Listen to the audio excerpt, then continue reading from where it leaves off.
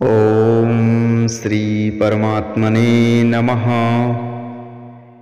यस्य स्मरणमात्रेण जन्मसंसारबन्धनात् विमुच्यते नमस्तस्यै विष्णवे प्रभविष्णवे।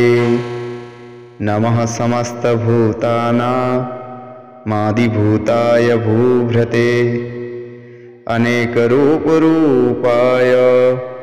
विष्णवे प्रभविष्णवे। वैशम्पायनुवाच श्रुत्वा धर्माणि शेषेण पावनानि च सर्वशः युधिष्ठिरः शान्तनवं पुनरेवाभ्यभाषतः। युधिष्ठिरोवाच किमेकं देवतं लोके किं वाक्येन परायणं स्तुवन्तं कं कमर्चन्तं प्रायुर्नमनाशुभं। को धर्मः सर्वधर्माणां भवतः परमो मतः किं जप्यन्मुच्येत जन्मसंसारबन्धनात्। भीष्मोवाच जगत्प्रभुं देवदेव मननन्तं पुरुषोत्तमं स्तवं नाम सहस्रेण पुरुषः तथत्योत्थितः। त्वमेव चारयन्नित्यं भक्त्या पुरुषमव्ययं ध्यायन् स्तवन्नमतश्चैव यजमानस्तमेव च। अनादिनिधनं विष्णुं सर्वलोके महेश्वरं लोकाध्यक्षं त्वन्नित्यं सर्वदुःखातिगो भवेत्। ब्रह्मण्यं सर्वधर्मज्ञं लोकानां कीर्तिवर्धनं लोकनाथं महद्भूतं सर्वभूतो भवोद्भवम्। एषं मे सर्वधर्माणां धर्मोऽधिगततमो मतः यद्भक्त्या पुण्डरीकाक्ष स्तवेरन्नरः सदः। परमं यो महत्तेजः परमं यो महत्तपः परमं यो महद्ब्रह्मा परमं यः परायणं पवित्राणां पवित्रं यो मङ्गलानां च मङ्गलं देवतं देवतानां च भूतानां यो व्ययः पितः यतः सर्वाणि भूतानि भवन्त्यादियुगागमे। यस्मिंश्च प्रलयं यान्ति पुनरेव युगक्षये तस्य लोकप्रधानस्य जगन्नाथस्य भूपते विष्णोर्नाम सहस्रं मे शृणं पापभयाप्यहम्। यानि नामानि गौणानि विख्यातानि महात्मनः ऋषिभिः परिगीतानि तानि वक्ष्यामि भूतये। ॐ विश्वं विष्णोऽठत्कारो भूतभव्यभवत्प्रभुः भूतकृतभूतभृतभावो भूतात्मा भूतभावनः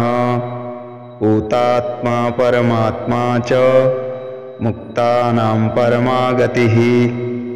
अव्ययः पुरुषः साक्षी क्षेत्रज्ञोऽक्षर एव च योगो योगविदां नेता प्रधानपुरुषेश्वरः। नारसिंहवपुः श्रीमान् केशवः पुरुषोत्तमः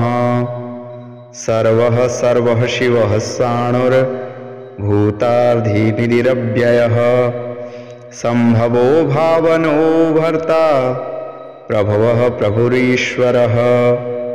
स्वयंभू शम्भुरादित्य पुष्पराक्षो महास्वनः अनादिनिधनो धाता विधाता धातुरुत्तमः अप्रमेयो श्रीकेशो पद्मनाभोऽमरप्रभुः विश्वकर्मा मनुत्तष्टा स्तविष्टास्ति वीरो ध्रुवः आग्रह शाश्वतः कृष्णो लोहिताक्षः प्रतर्दनः प्रभूतिस्त्रिकुबुधामं पवित्रं मङ्गलं परम् ईशानः प्राणदः प्राणो ज्येष्ठः श्रेष्ठः प्रजापतिः हिरण्यगर्भो भूगर्भो माधवो मधुसूदनः ईश्वरो विक्रमी धन्वी मेधावी विक्रमक्रमः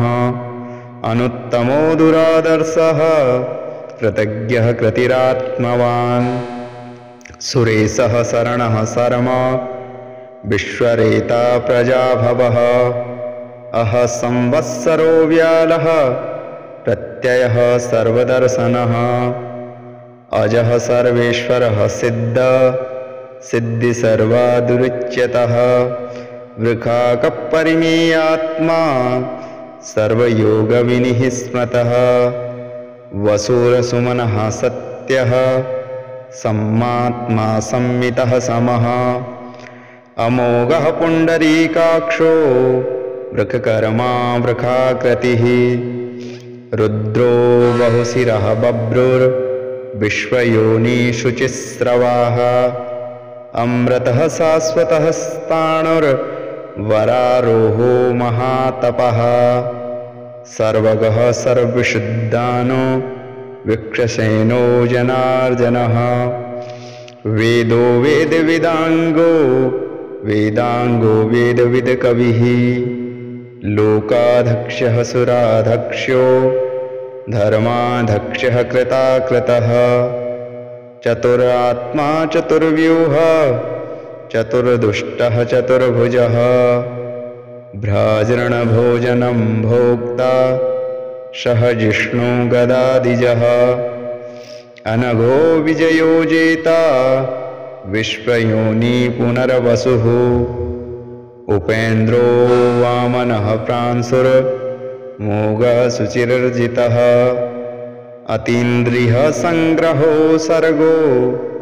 धर्मात्मा नियमो यमः वेद्यो वेद्य सदा योगी वीरः मदवो मधु अतीन्द्रो महामायो महोत्सोहो महाबलः महाबुद्धिर्महावीर्यो महाशक्तिर्महाधृति अनिर्दिश्ये वपुः श्रीमान् मे आत्मा महाधिकृत् महेश्वासो महीभर्ता श्रीनिवासः सतां गतिः अनिरुद्धः सुरानन्दो गोविन्दो गोविदाम्पतिः मरीचिर्दमनो हंसः सुपर्णो भुजगोत्तमः हिरण्यनाभः सुतपा पद्मनाभः प्रजापतिः अमृत्यः सर्वदिक्सिंहः सन्धाता सन्धिमान् स्थिरः अजो दुर्मनसः स्वात्ता विश्वरात्मा सुरारिः गुरुत्तमो धामः सत्यः सत्यपराक्रमः निमिखो निमिखः वाग्भिः वाचस्पतिरुदारणिः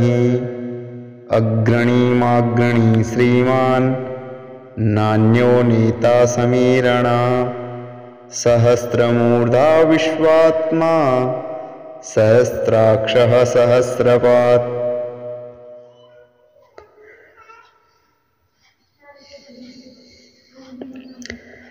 अवावर्तो निवृत्तात्मा संव्रतः सममर्दनः अंहः संवत्सरो वरहि नीलो धरणीधर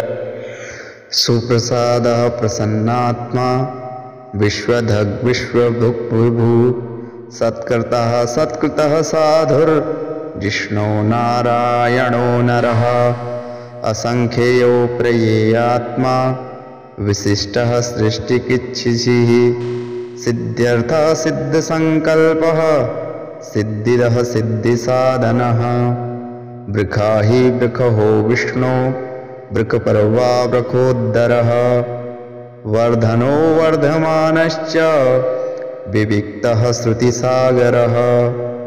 सुभजो दुर्धरो वाग्मिः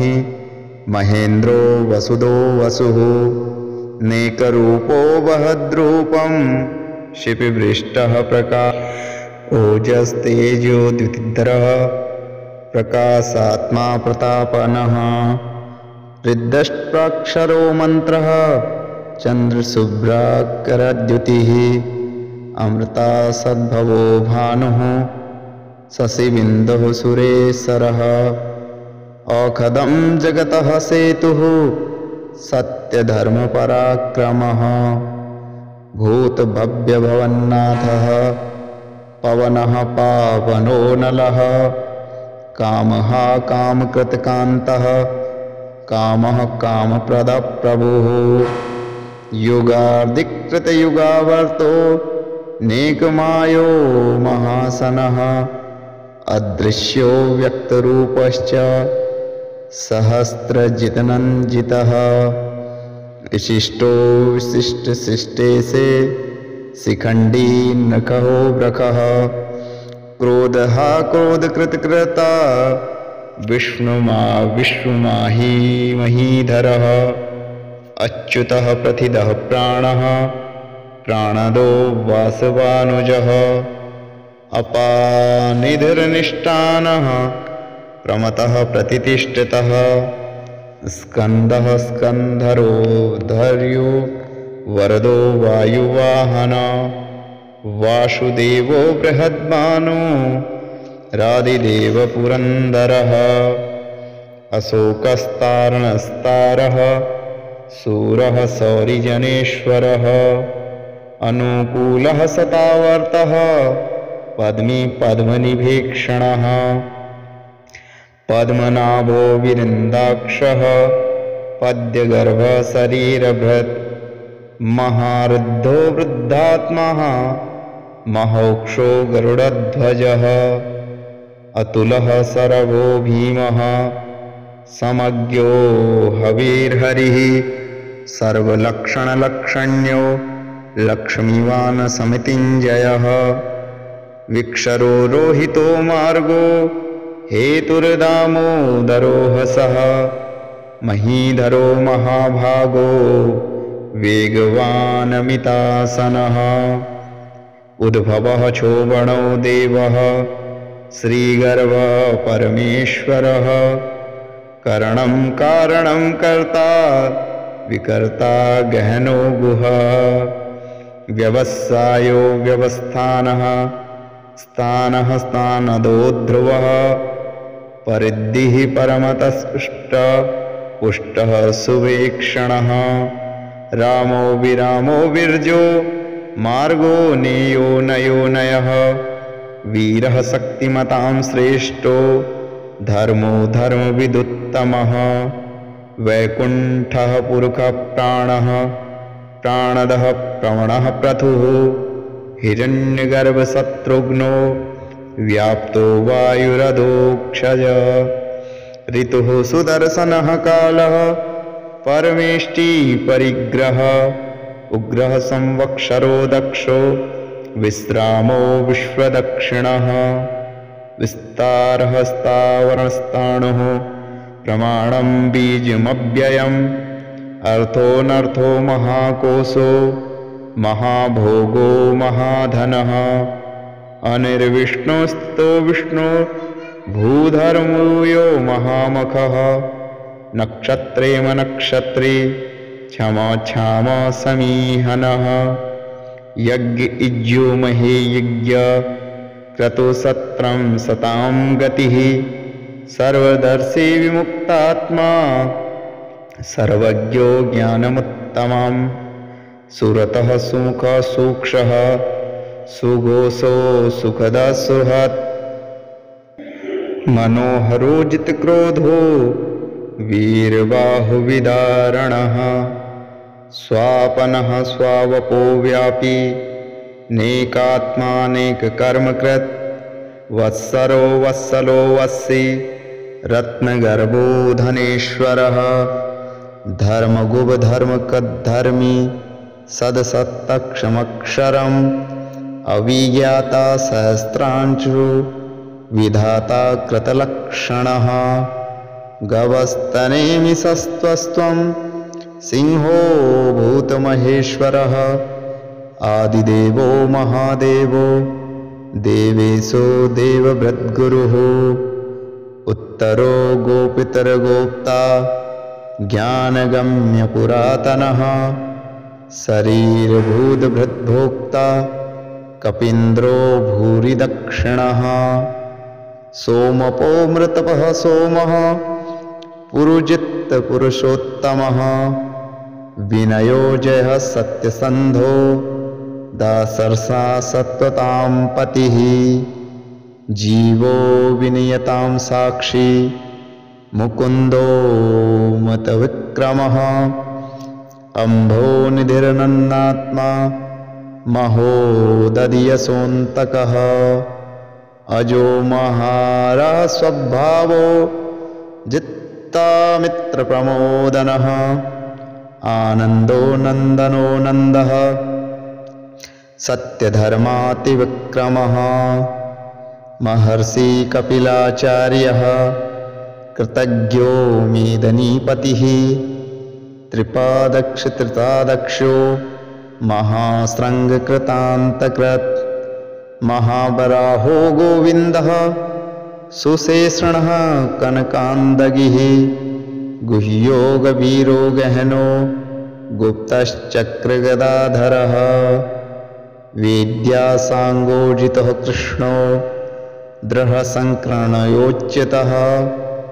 वरुणो वारुणो वृक्षः पुष्पराक्षो महामनः भगवान् भगानन्दी वनमाली हलायुधः आदित्यो ज्योतिरादित्यः सह जिष्णो गतिसत्तमः सुधन्वा खण्डपरशो दारुणो द्रविणप्रदः दिविस्पृक् सर्वभृग्वाचो वाचस्पतिरयो निजः त्रिसामा सामगः सामः निर्वाणं भेखजम्भिकक् संन्यासक्रमच्छा शान्तो निष्ठा शान्तिपरायणः शुभाङ्गः शान्तिदः श्रेष्ठा कुमुदः कुवलेशयः गोहितो गोपितरगोप्ता वृषभाक्षो वृषप्रियः अनिवर्ती निर्वात्मात्मा संक्षिप्ता क्षेमकृच्छिवः श्रीवत्सवक्षा श्रीवासा श्रीपतिः श्रीमताम्बरः श्रीधः श्रीसः श्रीनिवासः श्रीनिधि श्रीविभावनः श्रीधरः श्रीकृः श्रेयः श्रीमल्लाकतयाश्रयः स्वक्षः श्वङ्गसतानन्दो नन्दिज्योतिर्गणेश्वर विजीयात्मा विधेयात्मा सत्कीर्तिश्च न संशयः उदीर्णः सर्वतक्षिक्षुनीशः स्वास्थितिस्थितः भूषयो भूषणो भूतर्विशोकः शोकनाशनः अर्चितवान् तितिर्कुम्भो विशुद्धात्मा विशोधनः अनिरुद्धो प्रतिरतः प्रमुद्धो मितविक्रमः कालनेमिनिहा वीरः सौरिः सूर्यजनेश्वरः त्रिलोकात्मा त्रिलोकेशः केशवः केशिहा हरिः कामदेवः कामपालः कामीकान्तः कृतागमः अनिर्दिश्येव पुरविष्णो वीरोऽनन्तो धनञ्जयः ब्रह्मण्यो ब्रह्मकृद्ब्रह्म ब्रह्म ब्रह्मविवर्धनः ब्रह्मविद् ब्राह्मणो ब्राह्मी ब्रह्मज्ञो ब्रह्मणप्रियः महाक्रमो महाकर्मा महातेजा महोरगः महाक्रतुर्महायज्वा महायज्ञो महाहविः स्तवः स्तवप्रियस्तोत्रं स्तुतिः स्तोत्रारणप्रियः पूर्णः पूर्यतां पुण्यः पुण्यकीर्तिर्नामयः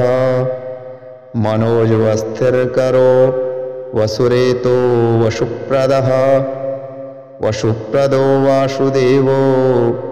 वसुर्वसुमना हविः सद्गतिः सत्कृतिः सत्या सद्भूतिः सत्यपरायणः शूरसेनो यदुश्रेष्ठः सन्निवासासु यामनुः भूतावासो वासुदेवः सर्वासु निलयो नलः दृपः दृपतो दृप्तो दुर्धरोऽथापराजितः विश्वमूर्ति महामूर्ति दीप्तमूर्तिरमूर्तिमान् अनेकमूर्तिरक्तव्यः शतमूर्ति शताननः एकोनेकः सहक किं यत्तत्पदमुत्तमं लोकबन्धुर्लोकनाथो माधवो भक्तवत्सलः सुवर्णवर्णो हेमाङ्गो वरङ्गाश्चनाङ्गदिः वीरः विषमः शून्यो धृताशीलश्चलश्चलः अमानी मानयो मान्यो लोकस्वामी त्रिलोकधृत् सुमेधा मेधजो धन्यः सत्यमेधाधराधरः तेजो वृकोधुतिद्धरः सर्वशस्त्रभृताम्बरः प्रग्रहो निग्रहो व्यग्रो नैकसङ्गो गदाग्रजः चतुर्मूर्ति चतुर्बाहो चतुर्व्यूहा चतुर्गतिः चतुरात्मा चतुर्भाव चतुर्वेदविदेकपात् समावर्तो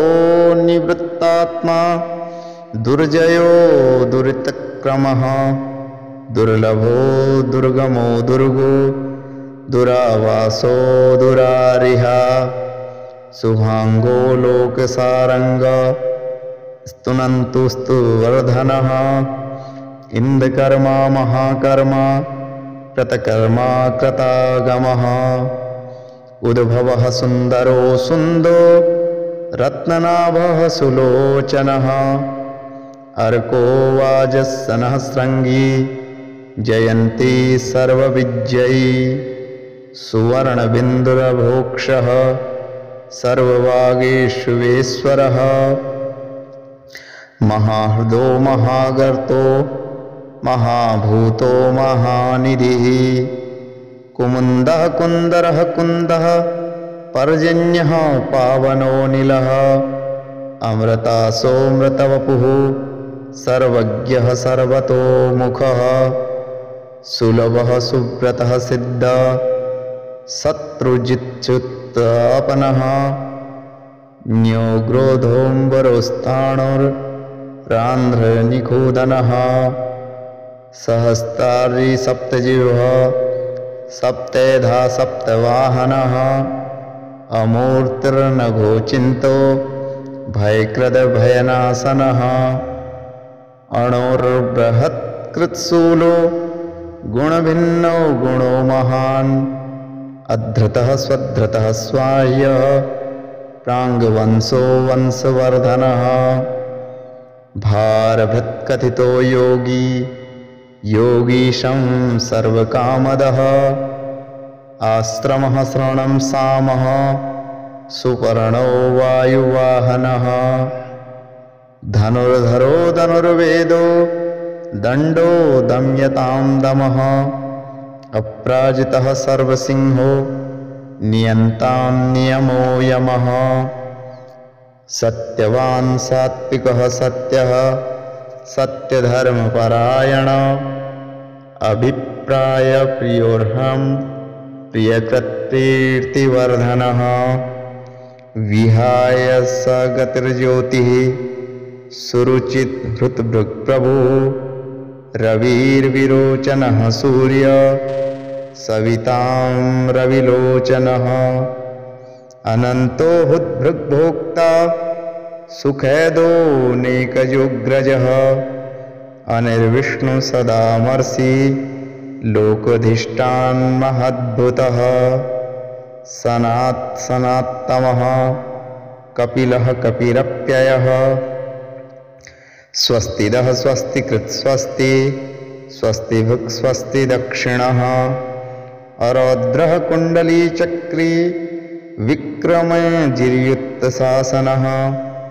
शब्दातिगः शब्दशः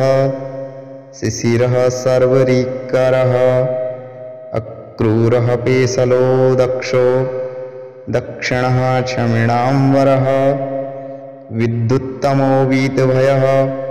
पुण्यश्रवणकीर्तनः उत्तारणो दुष्कृतः पुण्यो दुःस्वप्नः प्रशासनः वीरहारक्षणं सन्तो जीवनपर्युवस्थितः अनन्तरूपो अनन्तश्री जितमन्युर्भयापः चतुरस्तो गभीरात्मा विदिशो व्यादिशो दिशः अनादिर्भूर्भुवो लक्ष्मीः सूर्यसुवीरो रुचिराङ्गदः जननो जन्मदा भीमो भीमपराक्रमः आधारनीलयो धाता पुष्पहासः प्रजागरः ऊर्ध्वगः सत्यस्ताचारः प्राणदः प्रवणः प्रमाणं प्राणनीलयः प्राणभृत्प्राणजीवनः तत्त्वं तत्त्वविदेकात्मा जन्ममृत्युजरातिगः भूर्वस्वस्तारः सविता प्रपितामहः यज्ञो यज्ञपतिर्यज्ञा यज्ञाङ्गो यज्ञवाहन यज्ञभृदयज्ञकृतयज्ञे यज्ञभुग्यज्ञसाधनः यज्ञान्तकृतयज्ञ गुह्यमनमन्नाद एव च आत्मयोनिं स्वयं जातो वैखानः समगायनः देवकीनन्दनः सृष्टा क्षितीशः पापनाशनः शङ्खभृङ्गनन्दनी चक्रे साङ्गर्धन्वा गदाधरः रथङ्गपाणिर्भोक्ष्यः सर्वप्रहाणायुधः इदीनीं कीर्तिनी तस्य केशवस्य महात्मना नाम्ना सहस्रदिव्यानां मशेषं प्रकीर्तितं य इदं शृणुया नित्यं यश्चापि परिकीर्तयेत् नाशुभं प्राप्नुयात् किञ्चित् सोऽहमुत्रेह च मानवः वेदान्तको ब्रह्मणः स्यात् क्षत्रियो विजयी भवेत् वैश्यो धनसमृद्ध्या शूद्रस्य सुखमाप्नुयात् धर्मार्थी प्राप्नुयात् धर्म अर्थार्थी च अर्थमाप्नुयात् कामानावाप्नुयात् कामी प्रजार्थी प्राप्नुयात् प्रजाम् भक्तिमान् यः सदोत्थ्यायः शुचिस्तगतमानसः सहस्रं वासुदेवस्य नाम्नमेतत् प्रकीर्तयेत् यशः प्राप्नोति विपुलं ज्ञातिप्राधान्यमेव च अचलां श्रेयवाप्नोति श्रेयः प्राप्नोति मुत्तमम् न भयं कञ्चिदाप्नोति वीर्यं तेजोश्च विन्दितिः भवत्यरोगो धृतिमानः बलरूपगुणान्वितः रोगातो मुच्यते रोगात् बद्धो मुच्येत बन्धनात् भयान्मुच्यते भीतस्तु मुच्येतापन्नापदः दुर्गाण्यातितिरस्यासु पुरुषः पुरुषोत्तमं स्तवं नाम सहस्रेण नित्यं भक्तिसमन्वितः वासुदेवाश्रयो मृत्यो वासुदेवपरायणः सर्वपापविशुद्धात्मा याति ब्रह्म सनातनम् न वासुदेवभक्तानाम् मसुखं विद्यते क्वचित् जन्म मृत्युजराव्याधि भयं नैवोपजायते इमं स्तवमधीयानां श्रद्धाभक्तिसमन्वितः युज्येतात्मसुखः शान्ति श्री धृति स्मृतिकीर्तिभिः न क्रोधो न च मार्तस्य न लोभो न शुभां मति भवन्ति कृतपुण्यानां भक्तानां पुरुषोत्तमे द्यौश्चन्द्रनक्षत्रां खं दिशो भूर्महो दधिः वासुदेवस्य वीर्येण वृधतानि महात्मनः ससुरासुरगन्धर्वः शयक्षोरगाक्षसं जगद्वशे वर्ततेदं कृष्णस्य सचराचरम् इन्द्रियाणि मनोबुद्धि सत्तां तेजो बलं धृति वासुदेवात्मकन्नाहो क्षेत्रं क्षेत्रज्ञ एव च सर्वागमनाचारः प्रथमं परिकल्पते आचारप्रभवो धर्मो धर्मस्य प्रभुरुचितः ऋषयः पितरो देवा महाभूतानि धातवः जङ्गमाजङ्गमं चेद जगन्नारायणोद्भवम् योगो ज्ञान्यं यथा साङ्ख्यं विद्यासल्पादिकर्म च विद्याशास्त्राणि विज्ञानमेतत्सर्वजनार्जनात् एको विष्णो महद्भूतं पृथग्भूतान्यकेशकः त्रेकान् व्याप्तभूतात्मा भुङ्क्तये विश्वभुग्वयः इमं स्तवन् भगवतो विष्णोर्व्यासेन कीर्तितं पठेत्यः इच्छेत् पुरुषः श्रेयः प्राप्तु सुखानि च विश्वेश्वरमजं देवं